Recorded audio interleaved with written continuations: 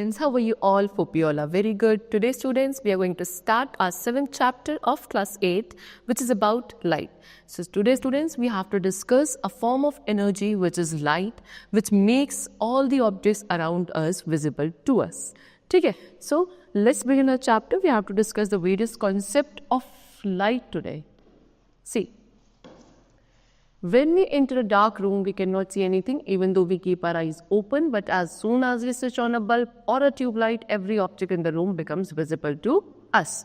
So why? The bulb of the tube light gives out an invisible energy called light. When this light falls on the object in the room, it reflects back from their surfaces. When this reflected light enters our eyes, the eyes sense it and send a message to the brain. The brain converts the message into the images of the object. Thus, we can see things around us only in the presence of light. Light is a form of energy that produces the sensation of vision. So, student, light क्या है कि आपने usually observe करोगे जब भी किसी आप dark room में एंटर करते हो तो वहाँ सारी चीज़ें जो भी रखी हैं आपको तब तक विजिबल नहीं होती हैं जब तक आप वहाँ एक सोर्स ऑफ लाइट को ऑपरेट नहीं करते, सच एज ट्यूब लाइट और बल्ब, एनीथिंग. ठीक है, उनसे फिर जो लाइट रेज निकलती हैं वो लाइट रेज निकलने के बाद वहाँ रखे हुए ऑब्जेक्ट के सरफेसेस पे स्ट्राइक करती हैं. स्ट्राइक करके दे फॉल, रिटर्न, ठीक है ना, वो रिटर्न में वापस आती हैं, return back and get enter into our eyes. हमारी आइज में एंटर करती हैं. हमारी आइज उन लाइट रेज को सेंस करके एक मैसेज हमारे ब्रेन तक फिर भेजती हैं. ब्रेन क्या करता है, उस मैसेज को एनालाइज करता है और फिर उस ऑब्जेक्ट की इमेज बनाता है. तब जाके हमको वो पर्टिकुलर ऑब्जेक्ट विजिबल होता है. दैट मीन्स कि कोई भी ऑब्जेक्ट आपको जो विजिबल है वो किसके थ्रू है, एक invisible form of energy light की वजह से है. तो light is a form of energy which makes the objects visible to us. Now reflection of light. Now what do we mean by reflection of light? So student, जब आप किसी एक mirror के सामने खड़े होते हो तो आपको अपनी इमेज दिखती है. एक्चुअल में वो इमेज जो आपको दिख रही है that is because of reflection of light only. See, the only way we can look at our own faces is by looking at the mirror. If there is no mirror, we can use a shiny metal surface. We can catch a glimpse of ourselves from the calm surface of water. When light falls on an object, the following things may happen to the light. It may be absorbed. It may come back to the same medium. The light may be reflected. It may be transmitted. The transmitted rays gives rise to the phenomena. So, सिर्फ एक अकेला ऐसा veg जिसके through हम क्या कर सकते हैं, हम अपनी इमेजेस को देख सकते हैं या फिर हम अपने फेस को देख पाते हैं. That is because of what, light only. ठीक है, या फिर मिरर. जब आप मिरर के सामने खड़े होते हो या किसी शाइनी मेटल सरफेस पे आप अपने फेस को देखने की कोशिश करते हो या आपको अपने फेस का एक थोड़ा बहुत ग्लिम्स जो है वो अंडर द वाटर या on the surface of water आपको देखने को मिल सकता है. सो अब होता क्या है कि लाइट में कुछ फिनोमिना होते हैं जब वो किसी एक सोर्स से निकलकर किसी एक ऑब्जेक्ट पर फॉल करती है. क्या क्या, या तो बेटा वो वहाँ पे एब्जॉर्ब हो सकती है लाइट रेज, या वो सेम मीडियम में वापस आ सकती है, या रिफ्लेक्ट बैक हो सकती है, या ट्रांसमिट हो सकती है. अब ये ट्रांसमिटेड रेज ही होती हैं लाइट की जिसकी वजह से रिफ्लेक्शन ऑफ लाइट फिनोमिना निकलता है. So, mirror known as refraction. If most of the incident light after interacting with the boundary separating the two medium comes back in the same medium, the phenomena is called reflection and the boundary is called as a reflector or the reflecting surface. Hence, bouncing back of light after striking the surface in the same medium is called reflection. So, light rays को travel करने के लिए medium की requirement होती है. जब light rays किसी एक source से निकलकर आगे चलती हैं, मीडियम में ट्रैवल करती हैं और जब वो किसी एक ऑब्जेक्ट पर स्ट्राइक करेंगी, स्ट्राइक करने के बाद अगर वो ऑब्जेक्ट ओपेक होता है तो क्या होती है, लाइट रेज वापस अपने ओरिजिनल पाथ पे ट्रेस होती हैं. ठीक है, in the same medium, and this phenomena is known as reflection of light. ठीक है, वो जो सरफेस है जहाँ पे उसे स्ट्राइक किया उस सरफेस को रिफ्लेक्टिंग सरफेस कहा जाएगा. ठीक है, जिस बाउंड्री से वो वापस आ गई वो रिफ्लेक्टर कहा जाएगा. और the process is known as, the whole phenomena is known as reflection of light. अब रिफ्लेक्शन दो टाइप का होता है, एक होता है रेगुलर रिफ्लेक्शन और दूसरा है डिफ्यूज और इरेगुलर रिफ्लेक्शन। रेगुलर रिफ्लेक्शन या इरेगुलर रिफ्लेक्शन के बारे में डिफरेंस अगर हम पढ़ें तो रेगुलर रिफ्लेक्शन वो होता है जब रेज ऑफ लाइट किसी स्मूथ, किसी प्लेन सरफेस पे स्ट्राइक होने के बाद वापस आती हैं, बाउंस बैक होती है, वो type of reflection is known as regular reflection. ठीक है, लेकिन जब रेज ऑफ लाइट किसी स्मूथ सरफेस पे ना स्ट्राइक होकर किसी रफ सरफेस पे, कोई अनइवन सरफेस पे स्ट्राइक होकर बाउंस बैक होती है, that is known as irregular और diffuse reflection of light. See, light is reflected on all surfaces, however we are not able to see an image in all of them. We can see images of object only from highly polished surface such as mirror. This is because a polished surface reflects the entire light in one direction, whereas a rough surface reflects a parallel beam of light in various directions. So क्या होता है कि light almost हर एक surface से reflect होती है, लेकिन आपको हर एक सरफेस से रिफ्लेक्ट बैक होने वाली लाइट विजिबल नहीं होती है। ठीक है, तो आपको ऑब्जेक्ट्स की इमेजेस कब दिखती है? जब लाइट रेज किसी हाईली पॉलिश्ड सरफेस पे स्ट्राइक होती हैं, जैसे कि मिरर। ठीक, क्यों? क्योंकि एक हाईली पॉलिश सरफेस जो होता है वो पूरी की पूरी जो लाइट रेज थी उनको क्या सेम डायरेक्शन में पैरेलली क्या करता है? रिफ्लेक्ट बैक करता है। जबकि जो एक रफ सरफेस होगा वो भी एक पैरेलल बीम ऑफ लाइट को रिफ्लेक्ट बैक करेगा, लेकिन वेरियस डायरेक्शन में। See, they have shown you the regular reflection. ये थी सारी इंसिडेंट रेज, यानी कि वो रेज ऑफ लाइट जो किसी एक सोर्स से निकलकर बाहर आई, वो एक रेगुलर रिफ्लेक्शन। ये आपका सरफेस है, जो आपकी रेगुलर सरफेस है या स्मूथ सरफेस है, यहाँ पे स्ट्राइक होकर ये सभी बाउंस बैक हो गई, वापस आ गई। ठीक है, और आप देखो कि बिल्कुल क्या स्मूथ सरफेस होने की वजह से parallel beam of light strike हुआ और पैरेलल बीम ऑफ लाइट है क्या हुआ? रिफ्लेक्ट बैक हुआ।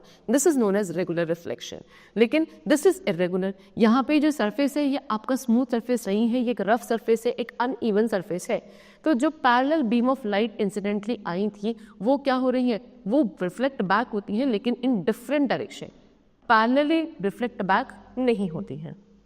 ठीक है, so the phenomena due to which a parallel beam of light traveling through a certain medium on striking a smooth highly polished surface bounces back from it as a parallel beam of light in one direction is called regular reflection of light, है ना? लेकिन the phenomena due to which a parallel beam of light traveling through a certain medium on striking a rough surface such as cardboard gets reflected in various directions on the same medium is called irregular or diffuse reflection of light. तो जब एक parallel beam of light किसी एक smooth surface को, मतलब एक medium में travel करके एक स्मूथ सरफेस पे स्ट्राइक करेगा और रिफ्लेक्ट बैक भी पैरेलली ही होगा, ऐसे रिफ्लेक्शन को रेगुलर रिफ्लेक्शन बोला जाएगा। लेकिन जब एक पैरेलल बीम ऑफ लाइट किसी एक इररेगुलर सरफेस पे स्ट्राइक होकर क्या होगा? इररेगुलरली डिफ्यूज हो जाएगा in various direction, that is known as irregular or diffuse reflection of light. Now we are having some laws of reflection. Laws of reflection, अभी हमने पढ़ा कि जब लाइट रेज किसी प्लेन स्मूथ सरफेस पे क्या करती है? स्ट्राइक करती है, तो वहाँ पे रिफ्लेक्शन ऑफ लाइट होता है। लेकिन वो रिफ्लेक्शन ऑफ लाइट कुछ सर्टेन लॉज ऑफ रिफ्लेक्शन को फॉलो करता है। दो लॉ ऑफ रिफ्लेक्शन होते हैं। एक्चुअल में क्या है? सबसे पहले वी हैव टू डिस्कस और अंडरस्टैंड दिस इमेज। सी, ये क्या है? मिरर है। मिरर क्या है? यहाँ पे एक रिफ्लेक्टिंग सरफेस। ठीक, अब किसी सोर्स ऑफ लाइट से क्या हुई? एक इंसिडेंट रे आई। What do we mean by incident ray? Incident ray वो रे होती है जो किसी सोर्स ऑफ लाइट से निकल कर आगे ट्रैवल करती है। ठीक है, फिर ट्रैवल करने के बाद क्या हुआ कि वो एक मिरर बेग रिफ्लेक्टिंग सरफेस पे स्ट्राइक हुई। स्ट्राइक होने के बाद क्या हो करेगी? ऑब्वियस सी बात है, वो बाउंस बैक करेगी। ठीक है, वो बाउंस बैक करेगी, तो बाउंस बैक करने के बाद अब जो रे बाहर निकल कर आएगी that is known as reflected ray. यानी कि जो स्ट्राइक करती है उसे इंसिडेंट रे कहते हैं, स्ट्राइक करने के बाद जो बाहर निकलती है that is reflected ray. Okay, और इन दोनों के बीच में क्या होती है? एक इमेजिनरी लाइन होती है। See, this is the imaginary line which is perpendicular to the reflecting surface. क्या? रिफ्लेक्टिंग सरफेस के परपेंडिकुलर होती है। उस इमेजिनरी लाइन को नॉर्मल रे बोला जाता है। ठीक है, फिर ये जो इंसिडेंट रे है और जो नॉर्मल रे है, इनके बीच का जो एंगल है इसको बोला जाता है एंगल ऑफ इंसिडेंस। ठीक है, which is represented like this. And the angle which is there between normal ray and reflected ray, normal ray और reflected ray के बीच का जो एंगल है उसको बोलते हैं angle of reflection, which is represented like this. ठीक है, चलो, so these are the basic terms related to reflection of light. Now what are the laws of reflection? Laws of reflection ये कहते हैं कि ये जो angle of incidence होता है ना, the angle of, the first law of reflection is what? The angle of incidence is equals to angle of reflection. Okay ये जो इंसिडेंस वाला एंगल होता है यानी कि जिस एंगल से इंसिडेंट रे स्ट्राइक करेगी उसी एंगल से रिफ्लेक्टेड रे बाहर जाती है. And the second law of reflection is that this incident ray, this normal रे एंड दिस रिफ्लेक्टेड रे, ये सभी क्या करती है, सेम प्लेन पर लाई करती हैं. The incidence ray, the reflected ray and the normal ray all lie on the same plane surface. ठीक है, these are the two laws of reflection of light. See, when a ray of light falls on a plain smooth surface, it is reflected in the same medium in such a way that the angle of incidence is equal to the angle of reflection. पहला law यही है कि angle of incidence angle of reflection के equal होता है. Second है कि incident ray, reflected ray और normal ray all lie in the same plane. ठीक है, चलो. सो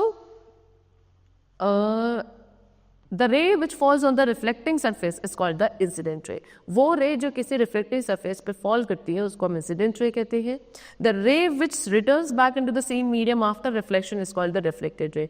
वो रे जो क्या सेम मीडियम में रिफ्लेक्ट बैक होती है, ठीक है, क्या करने के बाद, रिफ्लेक्शन करने के बाद, उसको रिफ्लेक्टेड रे कहते हैं. ठीक, इंसिडेंट रे जब फॉल करती है तो उस पॉइंट को, ये पॉइंट पे जहाँ इंसिडेंट रे फॉल करी, इस पॉइंट पे करी, तो इस पर्टिकुलर पॉइंट को क्या बोला जाएगा, पॉइंट ऑफ इंसिडेंस बोला जाएगा. ठीक है, चलो. Now the imaginary line drawn perpendicular to the plane surface of mirror is called the normal ray. ठीक, चलो. Now the angle formed by the incident ray in the normal is called the angle of incidence. It is denoted like this angle I. ठीक है, तो incident ray ये है, okay, and this is normal रे, इनके बीच का angle ये है एंगल ऑफ इंसिडेंस.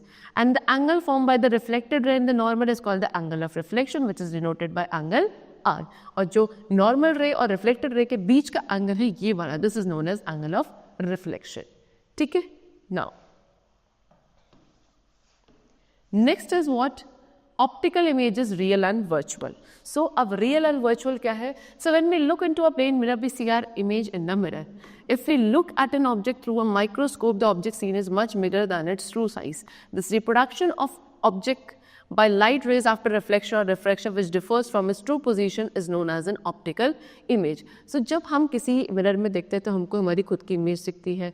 आप किसी भी ऑर्गेनिज्म को माइक्रोस्कोप के थ्रू देखते हो तो वो ऑब्जेक्ट या ऑर्गेनिज्म आपको क्या थोड़ा बड़ा साइज में दिखता है ना, उसके ट्रू साइज के कंपैरिजन से. सो ये जो रिप्रोडक्शन है ऑब्जेक्ट का किसके थ्रू, लाइट रेस के थ्रू आफ्टर रिफ्लेक्शन और रिफ्रैक्शन, जो अपनी ट्रू पोजीशन से थोड़ा सा डिफर करता है, that is known as optical image. Optical image क्या है, एक पॉइंट है जहाँ पे रेज ऑफ लाइट या तो इंटरसेक्ट करती है या इंटरसेक्ट होती हुई दिखती है. ठीक है, तो जो इमेज की ऑब्जेक्ट की जो इमेज होती है वो क्या है, image points corresponding to various point of the object, यानी कि जो ऑब्जेक्ट के वेरियस पॉइंट्स हैं उनकी जो इमेजेस पॉइंट्स हैं कॉरेस्पॉन्डिंग, इन सब का असेंबल होकर क्या बनती है, इमेज बनती है. इमेजेस दो टाइप के होती हैं, एक होती है रियल इमेज, दूसरी होती है वर्चुअल इमेज. रियल इमेज क्या होती है, if the rays of light after reflection or refraction actually converge at a point, the image is said to be real.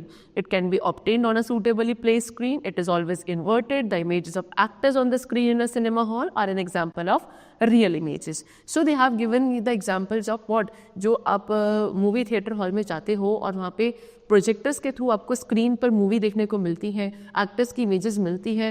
ठीक है, that these are real images. Actual में जब rays of light क्या होती है, रिफ्लेक्शन या refraction के बाद जाकर एक पर्टिकुलर पॉइंट पे कन्वर्ज हो जाती है.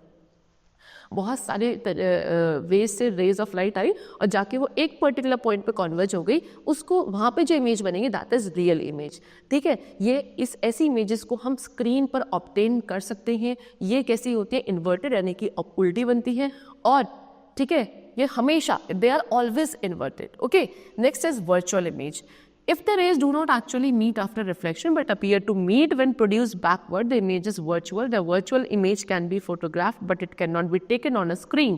It is an erect image. The image of our face in a plane mirror is an example of virtual image. So, जब जो reflected rays निकलती हैं बाहर, है ना, वो आपको इमर्ज मतलब आगे चल के कॉन्वर्ज होती हुई नहीं दिखती, लेकिन अगर आप उन्हें क्या पीछे क्या करो, स्ट्रेच करके लाओ, एक्सटेंड करके लाओ, और तब जाके वो एक पर्टिकुलर पॉइंट पे आपको मर्ज होती हुई दिखती है. उस पर जो इमेज बनेगी दैट इज वर्चुअल इमेज. ठीक है, वर्चुअल इमेज को हम स्क्रीन पर ऑब्टेन नहीं कर सकते हैं. ये इरेक्ट होती है, यानी कि अपराइट सीधी होती है. प्लेन मिरर में जो हमको हमारी खुद की इमेज दिखती है that is an example of virtual image. ठीक है, चलो now image formation in a plane mirror, plane mirror में इमेज का फॉर्मेशन कैसे होता है, that we have to discuss. See, so the two laws of reflection are applicable to all types of reflecting surfaces. ठीक, they remain same irrespective of the shape of the mirror used. However, the characteristics of the image form may vary depending upon the type of mirror. Okay, so जो दो law of reflection है वो हर तरीके के reflecting surface पर applicable है, वो दोनों लॉ. ठीक, ये सेम रहते हैं, डजंट मैटर्स किस तरीके का आप किस जो मिरर आप यूज कर रहे हो उसकी शेप कैसी है, ये लॉज ऑफ रिफ्लेक्शन उन पे काम करते हैं. सो जो इमेज के कैरेक्टरिस्टिक्स होते हैं वो डिपेंड करते हैं कि मिरर कैसा है. मिरर की शेप से इफेक्ट नहीं पड़ता, मिरर कैसा है उस पर डिपेंड करेगा कि जो इमेज बन रही है उस मिरर के थ्रू उसके फीचर्स, उसके कैरेक्टरिस्टिक्स क्या है. ठीक है, see, so characteristics of the image form by a plane mirror. Plane mirror जो है यानी कि जो आपके घर में यूजुअली आप मिरर यूज करते हो, that is an example of plane mirror only.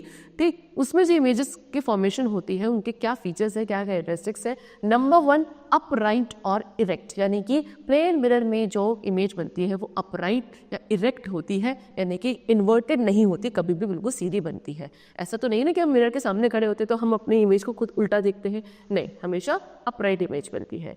Next is what, size. Size जो है इमेज का प्लेन मिरर पे वो सेम होता है जितना ऑब्जेक्ट का साइज है. अगर हमारी हाइट कितनी है तो हम प्लेन मिरर पे जब खुद को देखेंगे तो हमारी इमेज छोटी है, बहुत बड़ी नहीं बनेगी. जितना हमारा साइज है ना, उतना ही सामने के इमेज का भी फॉर्मेशन होगा. डिस्टेंस, जो इमेज प्लेन मिरर बनाता है, ठीक है, वो इमेज का मिरर से उतना ही डिस्टेंस होता है जितना ऑब्जेक्ट का डिस्टेंस होता है फ्रॉम द मिरर. अगर हम मिरर के पास जाते जाएंगे तो इमेज हमें और क्लोज लगेगी, और अगर हम मिरर से दूर जाएंगे तो हमें इमेज अपनी दूर बनती हुई दिखेगी. ठीक है. थर्ड कैरेक्टरिस्टिक्स है lateral inversion, which is very important, यानी कि जो प्लेन मिरर इमेजेस बनाते हैं वो लेटरली इन्वर्टेड इमेज बनाते हैं. दैट मीन्स आपने बहुत कॉमनली देखा होगा कि अगर आप अपना लेफ्ट हैंड ऊपर करते हैं तो आपको वहाँ पे राइट हैंड अपीयर होता है सामने. See, they have given the picture also. ठीक है, सी, ये है ऑब्जेक्ट, यानी कि ये आपको बॉय है, उसने अपना राइट हैंड वो क्या किया है, सामने अपलिफ्ट किया है. लेकिन इमेज में क्या दिख रहा है कि वो लेफ्ट हैंड है जो क्या हुआ है, उनका क्या किया गया, ऊपर किया गया है. लेकिन ऐसा एक्चुअल में नहीं होता. लेकिन इमेजेस जो बनती हैं प्लेन मिरर में वो लेटरली इन्वर्टेड बनती हैं, है ना. सो द फिनोमिना, ऐसा फिनोमिना जहाँ पे जो ऑब्जेक्ट का लेफ्ट है वो राइट दिखता है मिरर में, और जो ऑब्जेक्ट का राइट है वो लेफ्ट दिखता है मिरर में, उसको फिनोमिना को लेटरल इन्वर्जन कहा जाता है. इसका कॉमनली एप्लीकेशन आपने देखा होगा, जो एम्बुलेंसेज होती है जिनमें पेशेंट्स को लेकर जाया जाता है, उसमें वो एम्बुलेंस वर्ड हमेशा जो है ओरिजिनली कैसा उल्टा लिखा हुआ होता है ना. क्यों लिखा होता है कि जो उसके सामने जो भी व्हीकल होगा उसमें जो ड्राइव कर रहा होगा उसको अपने रियर व्यू मिरर में पीछे आने वाली एम्बुलेंस को जब वो देखेगा तो लेटरल इन्वर्जन के थ्रू क्या दिखेगा, सीधा वर्ड मिलेगा एम्बुलेंस, एंड क्या होगा कि वो एम्बुलेंस को वेट दे देगा सो that the ambulance can go further. So example है कि प्रॉपर्टी ऑफ लेटरल इन्वर्जन जो है इमेज की कहाँ यूज़ करी जाती है, एम्बुलेंस वर्ड जो होता है उसको लिखने में यूज़ करी जाती है ना. जो एम्बुलेंस क्या करती है, पेशेंट्स को कैरी करती है ना हॉस्पिटल तक. इसे क्यों किया जाता है, so that the drivers in other vehicles ahead of the ambulance can easily spot the word ambulance clearly in the rear view mirror and can immediately give it the way. Okay, चलो. And the last characteristic of the image formed by a plane mirror is virtual image. Virtual I told you, ऐसी images जो screen पर obtain नहीं करी जा सकती हैं, और ऐसी images हमेशा इरेक्ट होती हैं. तो प्लेन मिरर क्या करता है, हमेशा वर्चुअल इमेज बनाता है, यानी कि इसको आप स्क्रीन पर ऑब्टेन नहीं कर सकते हो. There is no actual meeting point of light rays, incident and reflected ray, है ना. तो जो आपकी लाइट रेज है यानी कि इंसिडेंट रे और रिफ्लेक्टेड रे, उनका कोई एक्चुअल मीटिंग पॉइंट नहीं होता है, उनको मीट करवाया जाता है. Now formation of image of a point object. ठीक है, अब एक पॉइंट ऑब्जेक्ट की इमेज का फॉर्मेशन कैसे होता है. See, let us first examine the natural position of the image form due to reflection by a plane mirror. तो आपसे बोल रहे हैं क्या कि पहले हम इमेज जो फॉर्मेशन होता है उसका हम नेचुरल पोजीशन प्लेन मिरर से एक बार पढ़ ले. So let M dash represent the reflecting surface. So M dash क्या है, यहाँ पे ये रिफ्लेक्टिंग सरफेस है ना, एक प्लेन मिरर का. ओ भी a point object place in front of it shown as in the figure. O क्या है, एक ऑब्जेक्ट है, पॉइंट ऑब्जेक्ट है जो उस मिरर के सामने रखा हुआ है. O N be the incident ray on the mirror. O N क्या है, इंसिडेंट रे है. ठीक है, एंड कौन से पॉइंट पे, एन पॉइंट पे, यानी कि एन क्या है आपका इंसिडेंस पॉइंट है, point of incidence. Let it be reflected along N R, ठीक है। फिर इसके बाद वो रिफ्लेक्ट बैक होगा, तो रिफ्लेक्ट बैक होकर किस में जाएगा, आपका एन आर में जाएगा, ठीक है। ऐसे होके ऐसे कुछ जाया जाएगा, ठीक। So here N N is a normal, N N क्या है, यहाँ पे आपकी नॉर्मल रे बनाई गई है, किससे बनाई गई है, पॉइंट ऑफ इंसिडेंस से। एंगल ओ एन एन क्या है, एंगल ऑफ इंसिडेंस है।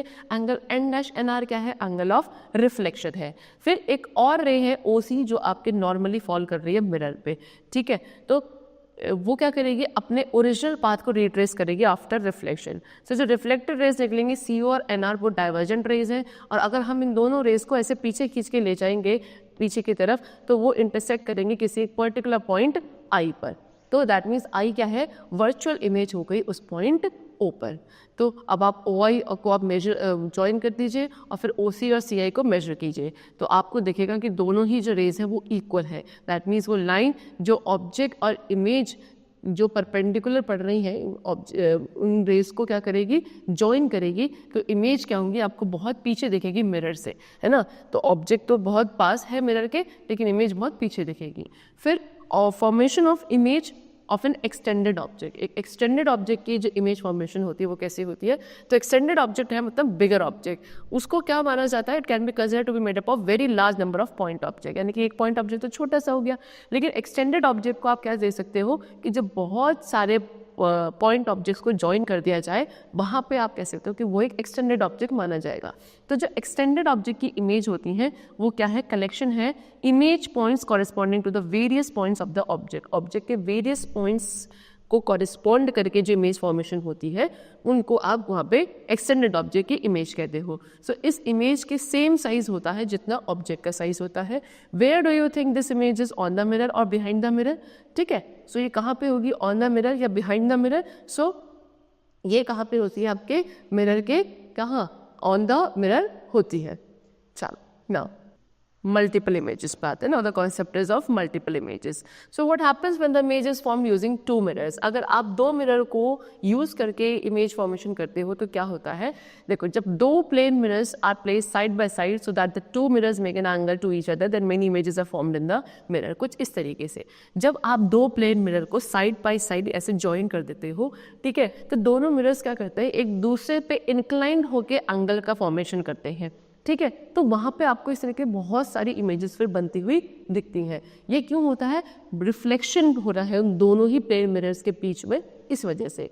तो द नंबर ऑफ इमेजेस होंगे वो डिपेंड करेंगी कि जो एंगल बन रहा है किसके, उन दोनों मिरर्स के बीच में।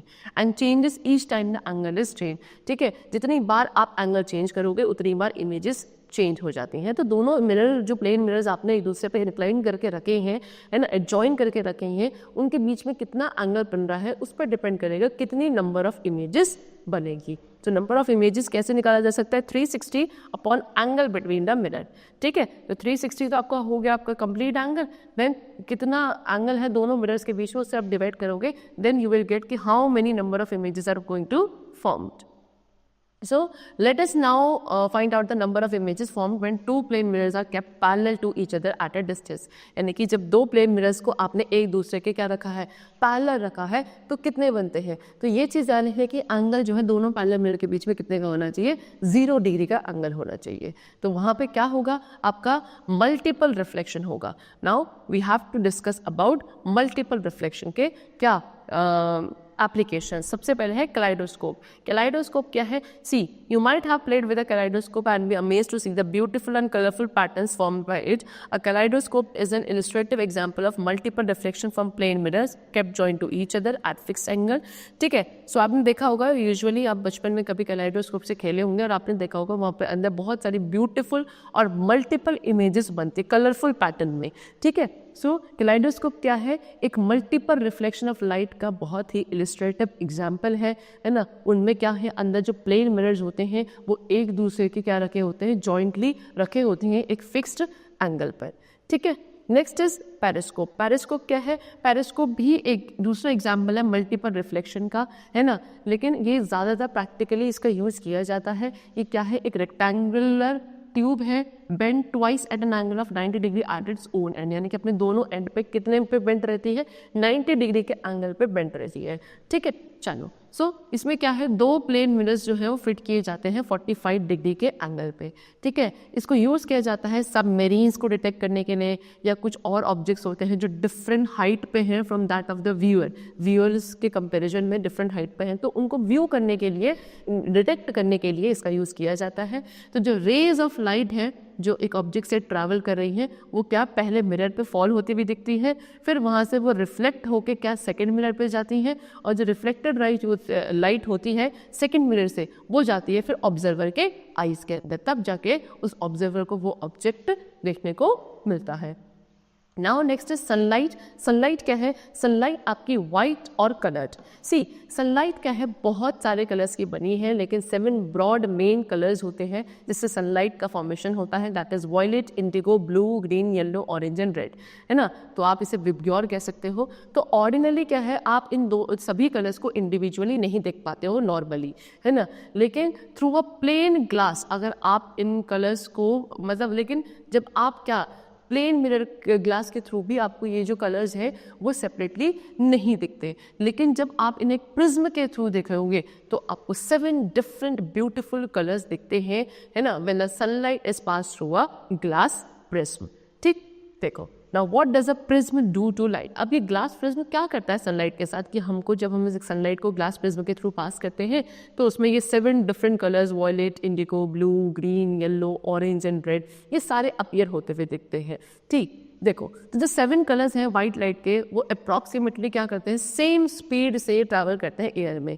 बाकी सब मटेरियल्स में वो डिफरेंट स्पीड से ट्रैवल करते हैं। तो जब ये वाइट लाइट या सनलाइट किसी ग्लास प्रिज्म के थ्रू पास होती है ना, और एक सर्टेन एंगल ऑफ इंसिडेंस पे स्ट्राइक होती है, तो इससे जो पाथ है वो वाइट स्क्रीन के थ्रू स्टॉप कर दिया जाता है, जिसकी वजह से एक रेंज ऑफ कलर्स, यानी कि ये 7 कलर्स का जो एक बैंड है which is known as spectrum of light, वो हमें देखने को मिलता है स्क्रीन पर, है ना। जैसे ही जो लाइट है प्रिज्म के थ्रू पास करेगी वो क्या हो जाती है, बेंड हो जाती है, क्योंकि मीडियम जो है चेंज हो जाता है। मीडियम चेंज होने से क्या होता है, जितने भी कलर्स हैं वो सेम एक्सटेंट तक बेंड नहीं होते हैं, है ना, और बेंड ना होने की वजह से आपको वो सारे आगे चलकर डिस्पर्स होते हुए दिखते हैं, है ना। सबसे ज़्यादा वॉयलेट कलर होता है, सबसे ज़्यादा बेंड होता है, और रेड कलर सबसे लीस्टली बेंड होता है।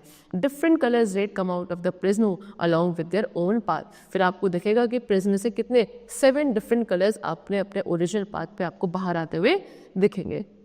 सो जो स्पेक्ट्रम होता है वो हमें क्या दिखाता है, बैंड ऑफ 7 कलर्स दिखाता है, जिसमें रेड कलर से स्टार्ट होकर वो कहा जाता है, उसके ऊपर ऑरेंज, फिर येलो, फिर वॉयलेट लाइट जो होती है सबसे बॉटम में होती है। ठीक है, तो जो स्प्लिटिंग है, यानी कि जो वाइट लाइट क्या हो जाती है, स्प्लिट हो जाती है। वाइट लाइट कैन बी और सनलाइट ऑल्सो, और स्प्लिट होकर क्या अपने कॉन्स्टिट्यूएंट कलर्स में डिस्पर्स हो जाती है, that is known as dispersion of light. Like this, see ये वाइट लाइट थी, ये ग्लास का प्रिज्म था, इससे पास होने के बाद ये बेंड होकर आपको यहाँ पे 7 डिफरेंट कलर्स दिख रहे हैं जो कि आपको रेनबो में भी फॉर्मेशन में दिखते हैं। ठीक है, चलो so air does not have the property of splitting sunlight into its constituent colour, that is why sunlight does not appear to be colour. Air के पास ये प्रॉपर्टी नहीं होती है कि वो सन की लाइट को स्प्लिट करके उसके 7 कॉन्स्टिट्यूएंट कलर्स हमको दिखाए। इसीलिए जब सनलाइट एयर के through, air as a medium के थ्रू ट्रैवल करती है तो आपको वो कलर्ड नहीं दिखती, वो आपको कैसी दिखती है, वाइट लाइट दिखती है। ठीक है, now dispersion of light and the rainbow. Light का डिस्पर्जन और रेनबो का जो फॉर्मेशन है वो हमें पढ़ना है। सी रेनबो क्या है, ये एक सबसे अच्छा एग्जाम्पल है लाइट के डिस्पर्शन का। रेनबो कैसे होता है, देखो after a rain shower there are droplets of water suspended in the air. When sunlight passes through the water droplets it is split into 7 colors. The water droplets act as a small prism. The rainbow is one of the most beautiful natural phenomena. It appears in the sky when rain and sunshine occur simultaneously. Conditions for the formation of rainbow in the sky are, see rainbow बहुत अच्छा example है dispersion of light का। लेकिन होता कैसे है कि जब आपने देखा है कि जब रेन फॉल होता है, शॉवर होता है, उसके बाद जब सनलाइट इमीडिएटली आ जाती है, सन बाहर आता है, तो सन की जो रेज है, सनलाइट है, वो क्या हमारे एटमॉस्फेयर में जो छोटी छोटी वाटर ड्रॉपलेट्स प्रेजेंट होती हैं आफ्टर द रेनफॉल, उसके थ्रू जब वो सनलाइट पास होती हैं तो वहाँ पर वो रेन की जो वाटर ड्रॉपलेट्स है वो प्रिज्म की तरह एक्ट करती हैं, और उसके थ्रू पास होने पे क्या होती है, सनलाइट क्या हो जाती है, डिस्पर्स हो जाती है, स्प्लिट हो जाती है, तब जाके आपको वो 7 कलर्स का बैंड यानी कि रेनबो का फॉर्मेशन देखने को मिलता है। यूजुअली ये तभी होगा, स्काई में आपको रेनबो तभी अपीयर होता है जब आपका रेन और जो सनशाइन है वो दोनों एक साथ ही अकर होती है। अब कुछ कंडीशंस हैं रेनबो की फॉर्मेशन के लिए। पहली क्या है, the sun and the rain must be opposite to each other. Sun और रेन क्या एक दूसरे के ऑपोजिट होने चाहिए। सन क्या होना चाहिए, स्काई में थोड़ा सा लो होना चाहिए, और जो ऑब्जर्वर है उनके क्या होना चाहिए, सन की तरफ बैक होनी चाहिए, तब जाके आपको रेनबो देखने को मिलेगा। चलो, now we are having the topic the human eye and its part. Human eye क्या है, उसके different parts we have to discuss. So हमें पता है कि our eyes are at work from the moment we open them up to the moment we close them to go to sleep. They take in lots of information about the world around us. They send the pictorial information to our brain for processing so that the brain can inform us with what is going in our surrounding. ठीक है, so क्या सुबह morning में उठने के बाद से जब अपने आइज़ को ओपन करते हैं और रात को सोने तक जब अपने आइज़ को क्लोज करते हैं, पूरे दिन में बहुत सारी इन्फॉर्मेशन है जो आइज़ हमारी कलेक्ट करती हैं। ये आइज़ ही हैं जो बाहर से सभी आपकी लाइट रेज को कलेक्ट करके किसके पास, हमारे ब्रेन के पास पिक्टोरल इन्फॉर्मेशन भेजती है। ब्रेन इसको एनालाइज करके इमेज का फॉर्मेशन करता है। इस तरीके से आइज़ एक बहुत बड़ा रोल प्ले करती हैं हमें क्या, हमारी इमेज की फॉर्मेशन में। ठीक है, so when you look at your eyes into the mirror then you see a white part of the eyeball which is known as sclera। तो जब आपने कभी देखा होगा या अपनी मिरर में देखोगे तो मिरर में अपनी आइज़ को बहुत क्लोजली जाकर देखना, तो एक वाइट कलर का पार्ट होता है आई बॉल का, उसको हम क्या बोलते हैं, स्क्लेरा बोलते हैं। See they have shown in the picture also, this is your sclera part. ठीक, फिर उसके बाद ये क्या है, स्क्लेरा एक टफ आउटर कवरिंग कोटिंग है आई की, है ना। फिर उसके बाद the thin pink thread like tubes known as blood vessels which deliver the blood to the sclera. फिर आप देखोगे पिंक कलर की छोटी छोटी सी आपको क्या वेसल्स सी दिखेंगी, ट्यूब सी दिखती है इसके अंदर पिंक कलर की। ये हमारी ब्लड वेसल्स होती हैं जो इस स्क्लेरा को ब्लड की सप्लाई करती हैं। ठीक है, नेक्स्ट इज कॉर्निया। कॉर्निया क्या है, कॉर्निया एक ट्रांसपेरेंट कोटिंग है जो हमारी आई का कलर्ड वाला पार्ट कवर करती है, और कॉर्निया के थ्रू ही हमारी आईज के अंदर सबसे पहले लाइट एंटर करती है। Next is iris. आइरिस क्या है, just behind the cornea is the iris. Iris cornea के जस्ट पीछे क्या होता है आपका, आइरिस होता है। आइरिस कलर्ड वाला पार्ट, आपने देखा होगा सेंटर में क्या है, कलर्ड वाला पार्ट है, किसी का ब्लैक किसी का ब्राउन, है ना, that is known as iris. Okay, so iris के अंदर क्या होते हैं, छोटी छोटी मसल्स होती हैं जो क्या कंट्रोल करती हैं, ये कंट्रोल करती हैं कि हमारी आइज के अंदर कितना अमाउंट ऑफ लाइट एंटर करेगा, है ना। जो opening and closing the hole in it centre, this is known as a pupil. ठीक है, फिर क्या मतलब आइरिस के अंदर ही एक छोटा सा होल होता है जिसको प्यूपिल कहते हैं। इसी प्यूपिल के थ्रू लाइट रेज एंटर करती हैं, लेकिन अब ये प्यूपिल की ओपनिंग क्लोजिंग को कंट्रोल करता है, रेगुलेट करता है कौन, हमारा आइरिस वाला पार्ट। तभी जाके ये चीज़ डिसाइड होता है कि कितनी अमाउंट ऑफ लाइट एंटर करेगी और कितनी नहीं। Now we have to discuss about pupil. Pupil क्या है, black circle in the centre of the iris. ठीक है, आइरिस के सेंटर में एक ब्लैक कलर का सर्कल होता है जिसको आप आइरिस बोलते हो, सॉरी प्यूपिल बोलते हो।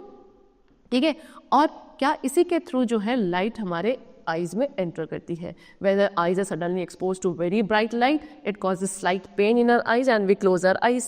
This happens because the pupil dilates or widens in dim light, and so when the eyes are exposed to bright light, the pupil tries to contract to protect the eyes from the getting damaged due to bright light, this causing pain in your eyes as the muscles have to put in extra effort to narrow the size of the pupil. At night the pupil gets larger and lets much more light in for us to see clearly. So क्या होता है, आपने देखा होगा कि जब आपको बहुत ज़्यादा ब्राइट लाइट में जाते हो तो आपकी जो आइज़ है सडनली क्या होने लगती है, उसमें थोड़ा सा पेन सीन होने लगता है।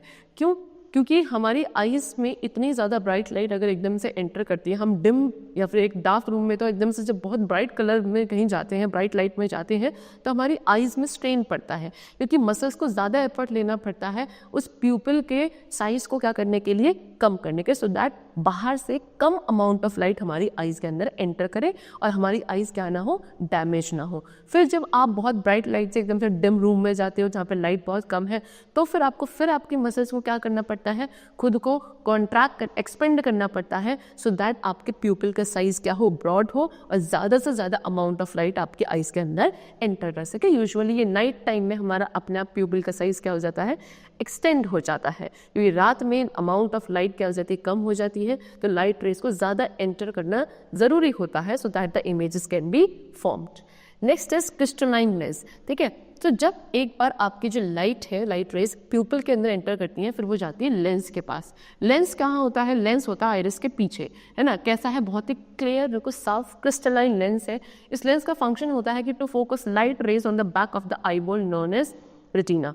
आई बॉल के पीछे एक स्क्रीन होती है, ठीक है, जिसको हम रेटिना कहते हैं, और रेटिना पे ही इमेज का फॉर्मेशन होता है। तो वहाँ पे सारी लाइट रेज को फोकस करके ले जाने का काम होता है हमारे इस क्रिस्टलाइन लेंस का, ठीक। तो जो लाइट है वो इस पावरफुल लेंस के थ्रू क्या पास होती है, जो क्या करता है, इमेजेस को फोकस करता है स्क्रीन के ऊपर, that is retina. Now what is retina? Retina inner most delicate membrane है जो हमारी आई में बिल्कुल पीछे की तरफ प्रेजेंट होती है। सी दिस इज रेटिना, बिल्कुल पीछे आई बॉल में जो पीछे वाली जो स्क्रीन है इसको बोला जाता है रेटिना, ठीक। नाउ इसमें मिलियंस ऑफ सेल्स होते हैं, rod sales and cone cells, जो कि सेंसिटिव होते हैं टुवर्ड्स लाइट। कोन सेल्स किसके टुवर्ड्स सेंसिटिव होता है? कलर्स के टुवर्ड, और रॉड सेल्स होते हैं लाइट की इंटेंसिटी के लिए, ठीक है। रॉड सेल का काम होता है कि वो हमें डिम लाइट में भी देखने में हेल्पफुल करता है, और कोन सेल्स का काम है कि आप जो डिफरेंट कलर्स देख पाते हो, है ना, वो किसकी वजह से? कोन सेल्स के थ्रू, ठीक है। चलो नाउ रेटिना क्या करता है? सभी लाइट रेस को जो मतलब आई ने रिसीव करी है उनको मतलब लेकर कहाँ जाता है? उनको नर्व सिग्नल्स में कन्वर्ट करता है, और फिर हमारा जो ब्रेन है तभी इन्हीं नर्व सिग्नल्स को समझकर आईज के थ्रू आने वाली लाइट रेस का इमेज फॉर्मेशन करता है। Next is optic nerve. Optic nerve क्या है? ये बंडल है मिलियन ऑफ नर्व्स का बंडल है, जो एक साथ ही क्या कलेक्टिवली क्या करती हैं? आई से आईवी इंफॉर्मेशन को कहाँ लेकर जाती है? ब्रेन के पास लेकर जाती हैं। किस फॉर्म में? इलेक्ट्रिक सिग्नल्स की फॉर्म में। फिर उस पर क्या किया जाता है? प्रोसेस किया जाता है जो ऑप्टिकल मैसेज आया है। फिर क्या ब्रेन ही है जो हमारे पूरे वर्ल्ड को क्या हमें दिखाने में हेल्पफुल होता है, because what we see with our eyes is upside down, यानी कि आइज के थ्रू जो इन्फॉर्मेशन आई होती है अगर उसमें एक्चुअल इन्फॉर्मेशन बनती तो आपको ऑब्जेक्ट उल्टा दिखता, लेकिन ब्रेन क्या करता है? नर्व सिग्नल्स को क्या करता है? सीधा करता है, तब जाके आपको हर एक ऑब्जेक्ट अगर उल्टा है तो उल्टा रखा हुआ मिलेगा, इमेजेस आपको उसकी उल्टी बनेंगी, और अगर सीधा है तो सीधी दिखेंगी, ठीक है। चलो next is ciliary muscles. Ciliary muscles क्या है? देखो आई लेंस जो होता है वो सस्पेंडेड है, अभी बताया हमने क्रिस्टलाइन लेंस होता है प्रेजेंट, वो सस्पेंडेड है हमारी आई में बहुत सारे फाइबर्स के थ्रू। ये फाइबर्स क्या है? एक मसल से अटैच्ड होते हैं जिनको हम सीलियरी मसल्स कहते हैं। सीलियरी मसल्स क्या करते हैं? हमारी आई लेंस की शेप को चेंज करते हैं। तो ये जो लेंस है ये शेप जो मतलब हमारे लेंस के अंदर आईज के अंदर जो लेंस है उनको चेंज करते हैं इसकी शेप को from the time we see a far place object और क्लोज बाय ऑब्जेक्ट, ठीक है। आप जब किसी एक फार दूर रखे हुए ऑब्जेक्ट को देख रहे हो, पास रखे हुए ऑब्जेक्ट को देख रहे हो, उस हिसाब से आपके आई लेंस की शेप को क्या करना पड़ता है? कॉन्ट्रैक्ट या एक्सपेंड करना पड़ता है, और इस काम को करने का काम किसका होता है? सीलियरी मसल्स का होता है। यानी कि जब आप किसी एक ऑब्जेक्ट को देख रहे हो जो कि बहुत क्लोज रखा है आपके पास, तो लेंस क्या होता है? थोड़ा सा थिक हो जाता है, so that image correctly form हो रेटिना पर। लेकिन जब आप कोई ऐसे ऑब्जेक्ट को देख रहे हो जो बहुत दूर रखा है, तो लेंस को क्या थोड़ा सा थिन होना पड़ता है। तो ये कब थिन होगा, कब थिक होगा? That is being controlled by ciliary muscles. Next is blind spot. Least sensitive point is known as the blind spot. The optic nerve receive all the signals created in the eye and transfer them to the brain to be processed. There are no rod and cones at the point where optic nerves leave the eyeball to go to the brain. देखो सबसे least sensitive point जो होता है उसको हम blind spot कहते हैं। Actual में जो सीलियरी मसल्स है वो हमारी आई बॉल के अंदर एंटर्ड है ना, सॉरी ऑप्टिक नर्व्स हमारी आई बॉल के अंदर एंटर है, और उस आई बॉल से सभी सिग्नल्स को रिसीव करके वो कहाँ लेकर जाती हैं? ब्रेन के पास लेकर जाती हैं। लेकिन उस पर्टिकुलर पॉइंट में, जिस पर्टिकुलर पॉइंट से ये ऑप्टिक नर्व्स ब्रेन के अंदर एंटर करती हैं, है ना, और रेटिना से सारी इन्फॉर्मेशन को कलेक्ट करती हैं, उस पर्टिकुलर पॉइंट पर अगर कोई लाइट रेस फॉल हो रही है उस होल पर, that is known as blind spot, क्योंकि वहाँ पे कोई इमेज का फॉर्मेशन नहीं होता है ना। So if any image is formed in this part of the retina, then no signal is sent to the brain and any image formed at this point is not visible, है ना। अगर कोई light rays इस point पे, retina के इस point पे fall करती हैं तो क्या नहीं होता?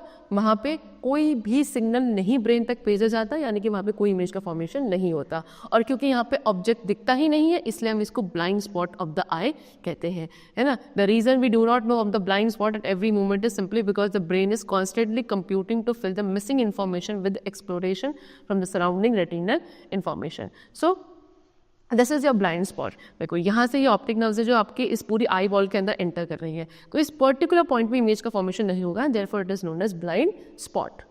ठीक, now next we come to care of our eyes. अब हमें पता है कि भाई आइज बहुत इंपॉर्टेंट रोल प्ले करती है, तभी लाइट रेज एंटर करती है, ब्रेन तक जाती है, इमेज का फॉर्मेशन होता है, लेकिन we have to take the utmost care of these eyes also because they are very delicate organ of our body, है ना। नंबर वन कैसे कि we should not read a work in dim और bright light. बहुत ज़्यादा bright या बहुत ज़्यादा डिम लाइट में हमको ना तो पढ़ाई करनी चाहिए ना कुछ रीड करना चाहिए, है ना। Next is insufficient light. क्या होता है, इन जब लाइट प्रॉपर नहीं होती है तो उससे हमारी आइज पर स्ट्रेन आता है, उससे हेडेक भी हो सकता है। बहुत ज़्यादा ब्राइट लाइट है that of a powerful lamp और a laser can injure the retina. ठीक है, कोई पावरफुल लैम्प है, लेजर लाइट है, इससे आपके रेटिना को इंजरी हो सकती है। सन या कोई पावरफुल लाइट की तरफ हमें नहीं देखना चाहिए, है ना ही कोई बिल्डिंग मशीन जब होती है उसकी तरफ भी डायरेक्टली नहीं देखना चाहिए। और never rub your eyes if something gets into the eye, for it wash your eyes with clean water. If you feel no improvement consult a doctor. ठीक है, अगर कुछ चीज़ आपके आँख के अंदर एंटर हो जाए तो आपको उसे रब नहीं करना है, आपको उसे साफ पानी से क्या वॉश करने की कोशिश करनी है। तब भी प्रॉब्लम है then we should consult a doctor. Next है हमें अपनी आइज़ को फ्रीक्वेंटली वॉश करते रहना चाहिए with clean water. Next is do not read while travelling, it causes eye strain. Travel करते वक्त हमको कभी भी कुछ पढ़ना नहीं चाहिए, उससे आई स्ट्रेन पड़ता है ना। हमेशा हमें एक विजन का नॉर्मल डिस्टेंस मेंटेन करना चाहिए। बहुत ज़्यादा क्लोज बुक्स को बुक्स को बहुत ज़्यादा आइज़ के क्लोज रख के नहीं पढ़ना चाहिए, उसको थोड़ा दूर भी नहीं ज़्यादा रखना चाहिए। एक नॉर्मल डिस्टेंस होता है which we should maintain while reading the book.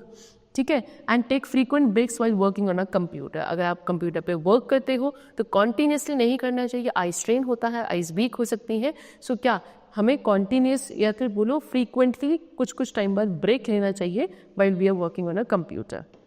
Next is persistence of vision. See the impression of an image does not vanish immediately from the retina. It persists there for about 1/16th of a second.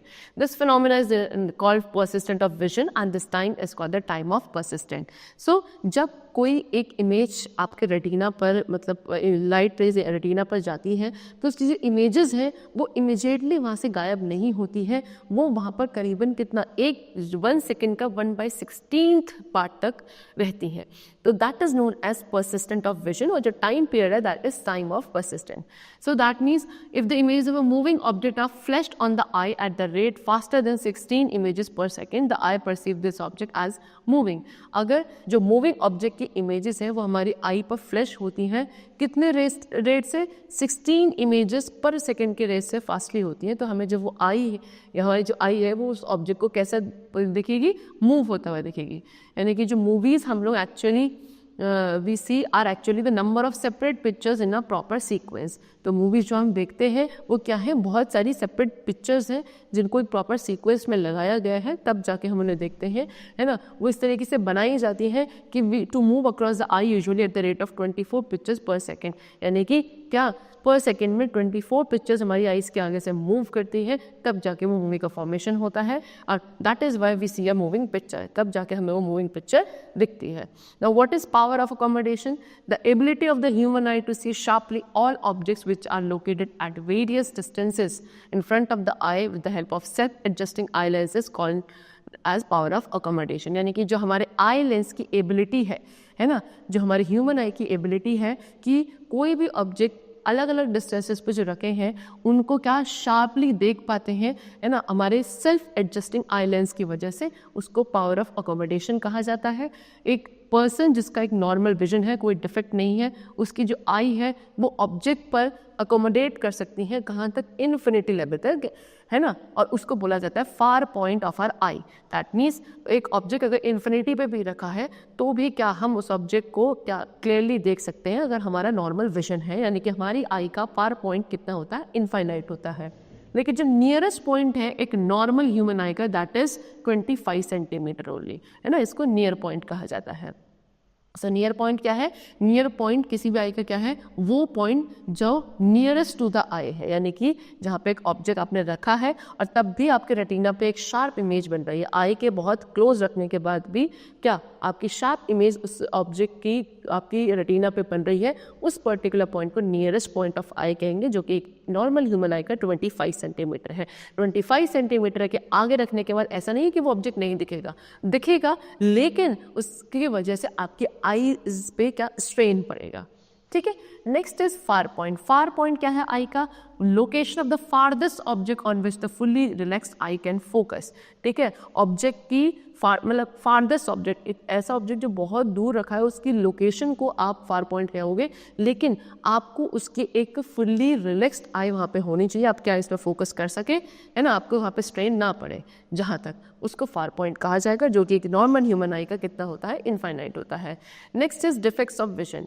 सो एक normal आई क्या होगी? जो object को चाहे आपका infinity पे रखा हो, लीस्ट डिस्टेंस पे रखा हो, है ना, इनके बीच में कहीं भी रखा हो, फार पॉइंट और लीस्ट डिस्टेंस के बीच में कहीं भी रखा हो और आप उसको क्लियरली देख पा रहे हो, दैट मीन्स आपकी नॉर्मल आई है।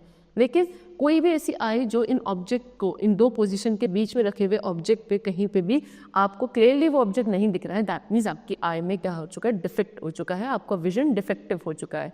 सो एक आई मेनली दो टाइप्स के उसमें डिफेक्ट्स होते हैं। एक होता है मायोपिया, जिसको शॉर्ट साइटेडनेस कहा जाता है, and the second is hypermetropia, which is long sightedness.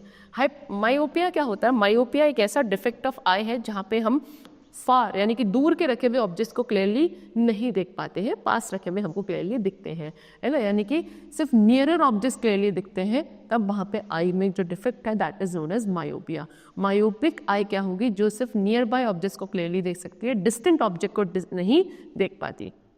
सो वो point beyond which object can not be screen is called the far point, यानी कि जितने दूर तक आपको साफ दिख रहा है कोई ऑब्जेक्ट, वो आपका फार पॉइंट है। उसके बाद अगर और दूर ऑब्जेक्ट जाता है, आप नहीं देख पा रहे हो because we are suffering from myopic defect, that means वो पर्टिकुलर पॉइंट जहाँ तक आपको क्लियरली दिख रहा था, that is your far point.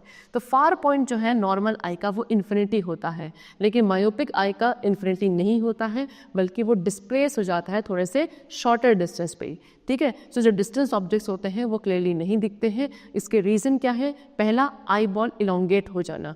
ठीक है, जो डिस्टेंस है किसके बीच में? आई लेंस और रेटिना के बीच का जो डिस्टेंस है वो इंक्रीज हो जाता है ना। तो जब डिस्टेंस जब ज़्यादा हो जाता है तो फोकल लेंथ जो है लेंस की वो ज़्यादा होने लगती है। इसकी वजह से आई लेंस क्या है? एक शार्प इमेज नहीं बना पाते हैं एक डिस्टेंट ऑब्जेक्ट की जो आपके रेटिना पर। तो इमेज जो होती है वो आपके आई से मतलब रेटिना से आगे ही बन जाती है, तो इमेज आपको क्लियरली नहीं दिखती है। या फिर सेकंड रीजन है, जब आई लेंस की जो फोकल लेंथ है वो शॉर्ट हो चुकी है, तब वो एक डिस्टेंट ऑब्जेक्ट की क्या नहीं बना पाएगा? एक शार्प इमेज नहीं बना पाएगा ऑन द रेटिना। ठीक है, चलो फिर मायोपिक आई को कैसे करेक्ट किया जा सकता है? तो मायोपिक आई या फिर शॉर्ट साइटेड आई को करेक्ट किया जा सकता है एक डाइवर्जेंट लेंस को यूज करके, of using suitable focal length. Suitable focal length का यानी कि जिस भी तरीके का जितनी भी आई वीक है मायोपिक में, है ना, उतनी फोकल लेंथ का concave lens, divergent lens use करा जाएगा। ठीक है, सो जो लेंस डाइवर्ज करते हैं रेस, मतलब लेंस का काम क्या होता है फिर ये वाले लेंस का, कि वो रेस को डाइवर्ज करता है जैसे वो उसके अंदर एंटर करती है, सो दैट जो रेस है वो जाके फिर कहाँ? अपने आप रेटिना पे जाकर फोकस हो जाती हैं। Next is hypermetropia. Hypermetropia is the opposite, यानी कि यहाँ पे आपको डिस्टेंस ऑब्जेक्ट क्लियरली दिखते हैं लेकिन नियर बाय ऑब्जेक्ट्स क्लियरली नहीं दिखते हैं, यानी कि सिर्फ जहाँ डिस्टेंस ऑब्जेक्ट क्लियरली दिखेंगे वहाँ पे हाइपरमेट्रोपिया होगा।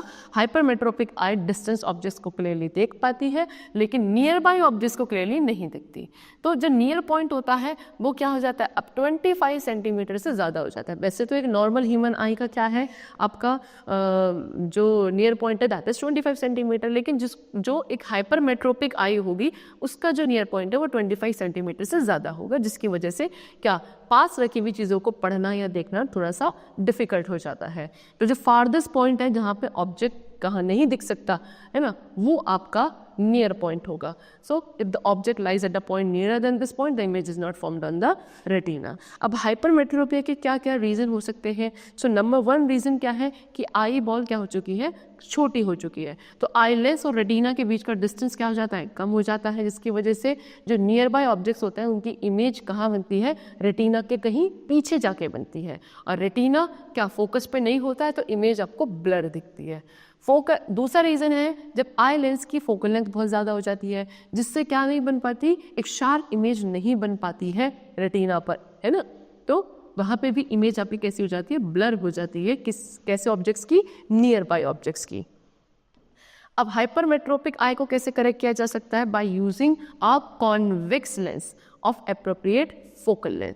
ठीक है, तो ये जो कॉन्वेक्स लेंस होता है क्या करता है, वर्चुअल इमेज बनाता है at the position of near point of the person के नियर पॉइंट की पोजीशन पे, सो दैट पर्सन क्या देख सकता है, आप किसी भी ऑब्जेक्ट को क्लियरली देख सकता है कितना ही नियर बाई हो. तो कॉन्वेक्स लेंस क्या करते हैं, रेज को कॉन्वर्ज करते हैं और एक डिस्टिंक्ट इमेज बनाते हैं ऑन दी रेटिना.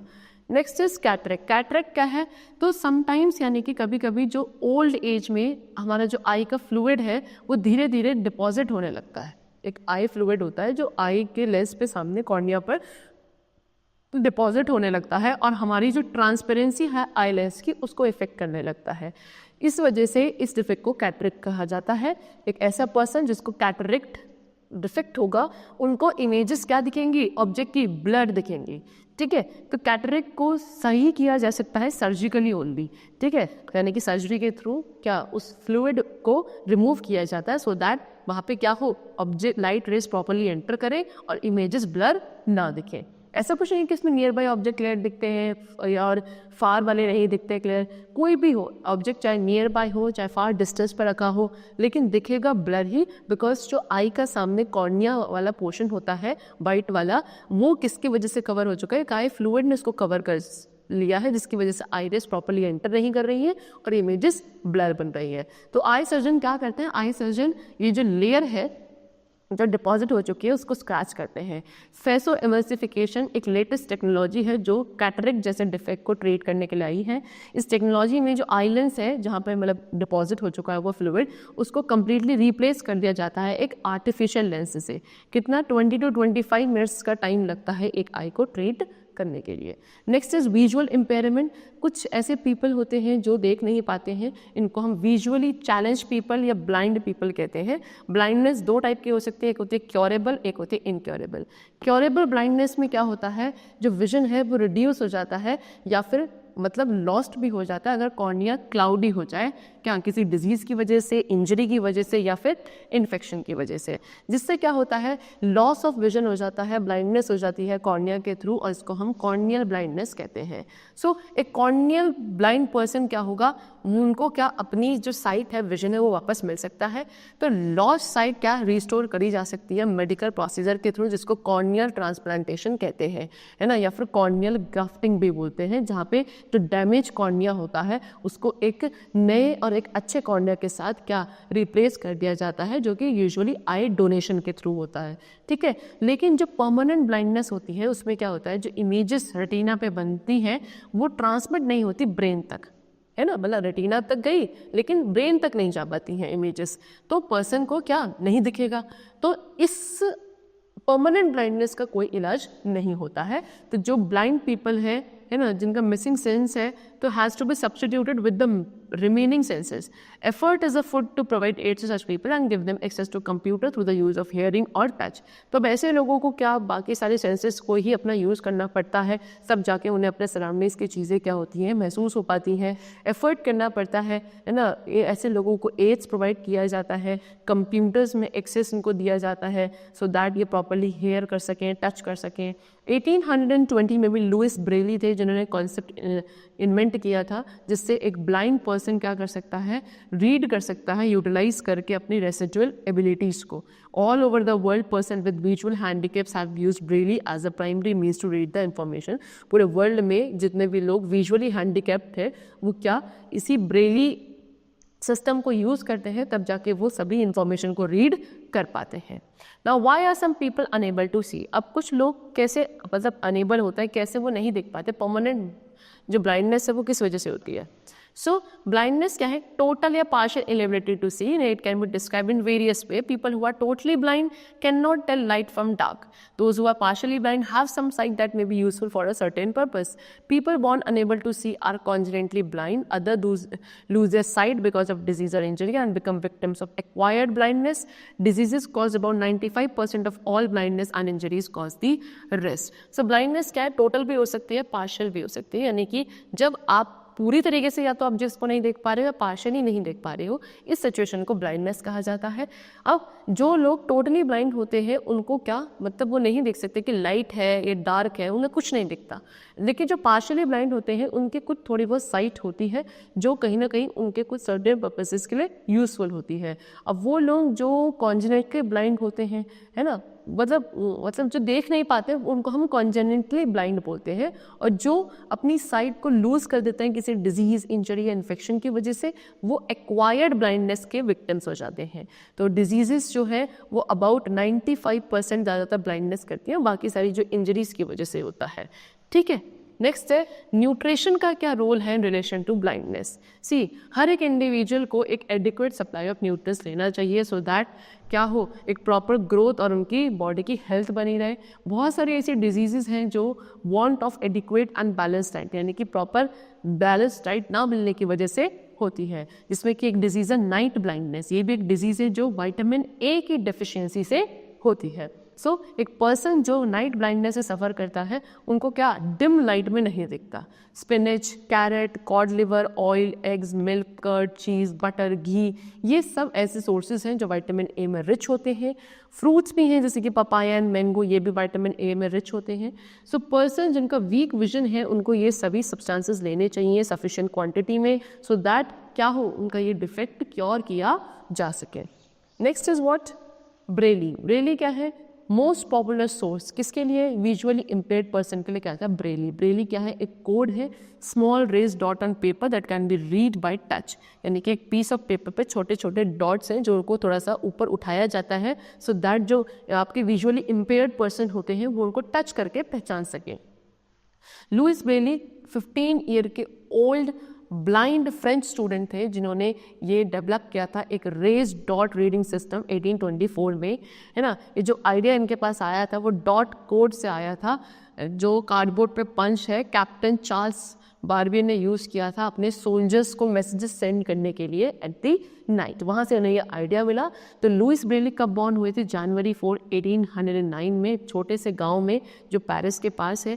ये क्या थे? एक ब्लाइंड फ्रेंच मैन थे जिन्होंने ब्रेली सिस्टम इन्वेंट किया, है ना, प्रिंटिंग और राइटिंग के लिए for the blind person. So उन क्या हुआ था कि an accident at the age of 3 followed by a serious infection left him blind. यानी कि एक एक्सीडेंट हुआ था जब वो 3 साल के थे, है ना. उसके बाद एक सीरियस इन्फेक्शन उनको हो गया जिसकी वजह से वो ब्लाइंड हो गए, है ना. फिर उन्होंने क्या एक royal institution for blind youth, है ना, ज्वाइन किया जब वो 10 ईयर्स के थे.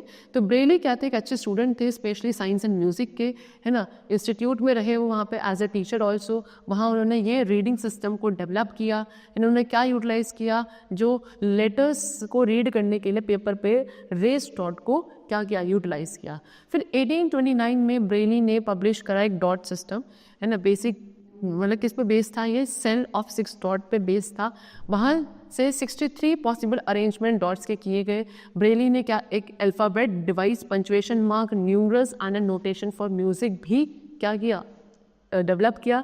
ब्रेली का जो कोड था was not officially accepted at once. पहले तो इस कोड को ऑफिशियली एक्सेप्ट नहीं किया, लेकिन धीरे धीरे उन्हें इसका यूनिवर्सल एक्सेप्टेंस मिला सभी रिटन लैंग्वेजेस के लिए जैसे कि mathematics, science and computer notation. तो ब्लाइंड पीपल जितने भी होते हैं वो ब्रेली को रीड कर पाते हैं. कैसे? उन डॉट्स के ऊपर अपनी फिंगर्स को ऐसे रन करके, है ना. वो ब्रेली लिख भी पाते हैं. C6 की मशीन जो होती है एक ब्रेली राइटर, उसके थ्रू, है ना, या फिर स्टाइलस के थ्रू एक स्मॉल मेटल या प्लास्टिक के स्लिप पे. सर जो ब्रेली की बुक्स हैं वो भी क्या प्रेस्ड है मेटल प्लेट से, उनके जो कैरेक्टर्स हैं उनको स्टेम किया गया है दोनों ही साइड पे पेपर के, किसके थ्रू, एक मेथड के थ्रू जिसे हम इंटर पॉइंटिंग कहते हैं। Dots on one side of the page do not interface with those on the other, है ना, उनके क्या एक साइड पे जो डॉट्स हैं वो दूसरे पे इंटरफेस नहीं करते हैं। अर्ली 1960s में पब्लिशर्स ने क्या किया, उनके कंप्यूटर्स को यूज़ करना शुरू किया, क्या करने के लिए, ब्रेली बुक्स को पब्लिश करने के लिए। जो टेक्स्ट है उनको टाइप किया जाता है कंप्यूटर पे, है ना, जो ऑटोमेटिकली उसको ब्रेली लैंग्वेज में ट्रांसलेट कर देता है।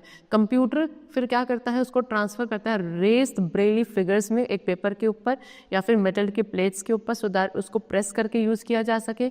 एक और मेथड है जिसमें वैक्यूम ब्रेली फॉर्मर है जो क्या करता है, हैंड ट्रांसक्रिप्ट ब्रेली पेजेस को डुप्लीकेट करता है प्लास्टिक शीट्स पर और फिर उनको क्या वॉल्यूम्स में बाउंड किया जाता है। इस तरीके से बहुत सारे क्या थे इन्वेंशंस किए गए और जो ब्लाइंड पीपल थे उनके रीडिंग के लिए, राइटिंग के लिए, तो बहुत सारी चीज़ें क्या करी गई, बाय यूजिंग ब्रेली कॉन्सेप्ट बनाई गई, सो दैट सभी जिससे ब्लाइंड पीपल हैं वो रीड कर सके और राइट कर सके। And the chapter is completed over here. I hope the chapter was very clear to you. Will meet you say very soon with a new chapter. Till then take care. Thank you everyone.